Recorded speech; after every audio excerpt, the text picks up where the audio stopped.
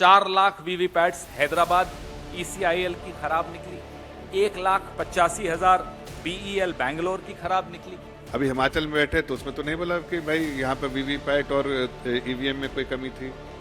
आखिर आप क्या छिपा रहे हैं? आखिर आप क्यों छिपा रहे हैं? क्या ये तकनीकी खराबी है? क्या ये मानव रचित खराबी है?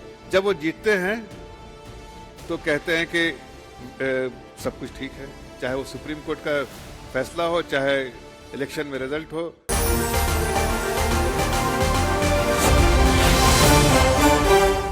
प्रतिशत वीवीपैट्स जो ईवीएम के साथ यंत्र लगा होता है, जिसमें पर्ची निकलकर दिखती है आपको कि आपने किसको वोट दिया, वीवीपैट, 37% वीवीपैट्स डिफेक्टिव पाई गई। 2018 में खरीदी गई ये वीवीपैट्स अलग अलग सोर्सेस से खरीदी गई थी, ECIL हैदराबाद, BEL बैंगलोर और BEL पंचकुला। 2018 में खरीदी गई इन वीवीपैट्स का उपयोग न केवल 2019 के लोकसभा चुनाव में हुआ, लेकिन उसके बाद के तमाम चुनावों में भी इन्हीं वीवीपैट्स का उपयोग हुआ। ये वीवीपैट जब आई थी, मुझे याद है यूपीए का शासन था और हर राज्य ने अपनी तरफ से कुछ प्रतिनिधि भेजे थे। जब उनका डिस्प्ले हुआ था, टेस्ट हुआ था, दिल्ली की तरफ से मैं गया था कुछ और साथियों के साथ। वीवीपैट्स के लाने के पीछे मकसद यह था कि लोगों का ईवीएम पर और चुनावी प्रक्रिया पर भरोसा और मजबूत बने। उनको कोई संशय नहीं रह जाए कि अगर मैंने हाथ पे बटन दबाया है तो वो वोट हाथ पर ही गया है या नहीं, या किसी और पार्टी पर बटन दबाया है तो उसी को जा रहा है या नहीं। ये भरोसा उसका मजबूती से उसको मिले वोटर को, इसलिए वीवीपैट लाई गई। अब जो ये 37% वीवीपैट्स हैं, 17,50,000 वीवीपैट्स में से 6.5 लाख, 1/3 से ज्यादा वीवीपैट्स खराब पाई गई। सोचिए कितना गंभीर यह मसला है।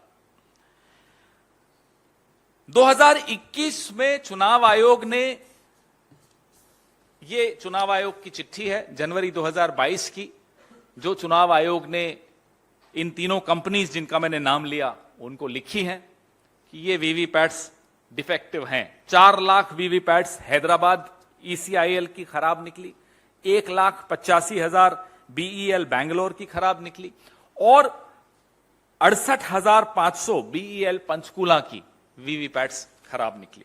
तो ये जो शंका की जो आग है ना, ये चिंगारी ऐसे ही नहीं शुरू हुई।